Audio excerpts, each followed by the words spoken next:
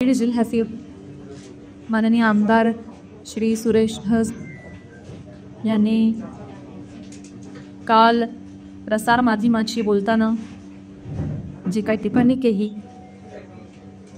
त्या संदर्भात तीव्र निषेध व्यक्त करण्यासाठी आज मी तुम्हा सगळ्यांसमोर आलेली आहे. काल नाही तर गेले 1.5 महिन्यापासून हा सगळा प्रकार चालू आहे आणि गेले 1.5 महिने अत्यंत शांततेनं मी या सगळ्याला सामोरी जाते. सगळ्या ट्रोलिंगना, सगळ्या निगेटिव्ह कमेंट्सना. आणि ही माझी शांतता, माझी मूकसंमती नाही आहे. मी माझ्यासारख्या अनेक महिला कलाकार या सगळ्यांचीही हतबलता आहे. हे शांत राहणं तुम्हा सगळ्यांमुळे कुठे ना कुठेतरी आमच्यावर बेकलेलं आहे. एक व्यक्ती आपल्या डोक्यातही रागाच्या भरात, उद्वेगाच्या भरात काहीतरी बरळून जाते. त्यानंतर त्या 2 वाक्यांचा मीडिया 1000 व्हिडिओ करतो, तेवढेच शब्द करतो. त्याच्यावर 1000 व्हिडिओज बनतात यूट्यूब चॅनल्सवर. मग एका सेलिब्रिटीला त्याच्यावर वक्तव्य करणं भाग पाडलं जातं.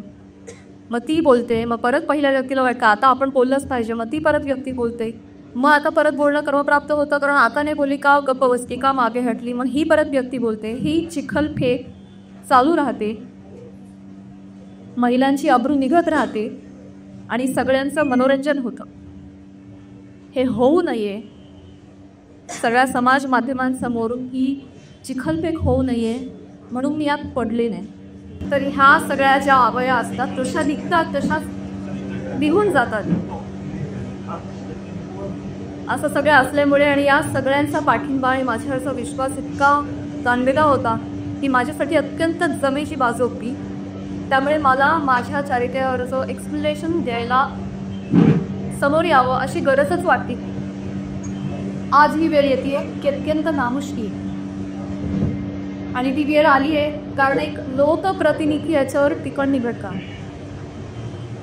एखादी रूमर आहे, रूमरचंही खरं स्थान नाही आहे, पण एखादी असंच फुटलेलं वावटळाविषयी जेव्हा लोकप्रतिनिधीचे लोक ज्यांना आपण जनतेनं निवडून दिलंय, आपले प्रश्न विधिमंडळात जाऊन त्यांनी आपले प्रश्न मांडावे, आपल्यासाठी न्याय मागावा, आपल्या हक्कांचं रक्षण करावं, आपलं रक्षण करावं अशी ज्यांच्यातून आपली अपेक्षा आहे, अशी मंडळी जेव्हा आपल्यावर चिखलफेक करतात तेव्हा ही गोष्ट गांभीर्यानं घेण्याची वाटली मला. आणि म्हणूनच आज मी तुम्हा सगळ्यांसमोर आले. काल जर हे असं बोलले नसते तर मी तशीही शांत बसले होते आणि याचं कधी कधी भाष्य केलं नसतं.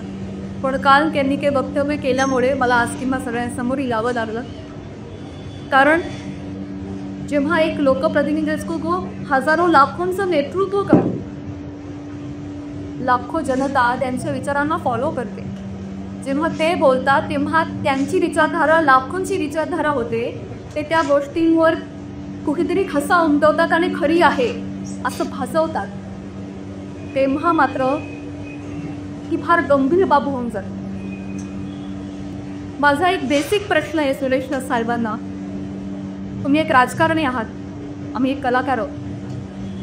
तुम्ही एका दुसऱ्या राजकारणावर कुठे कधी पुरगोडी करताय, टीका करताय. तुमचं जे काय चाललंय लखला तुम्ही ते करत राहा. या सगळ्यांमध्ये तुम्ही कलाकारांना का खिंचता?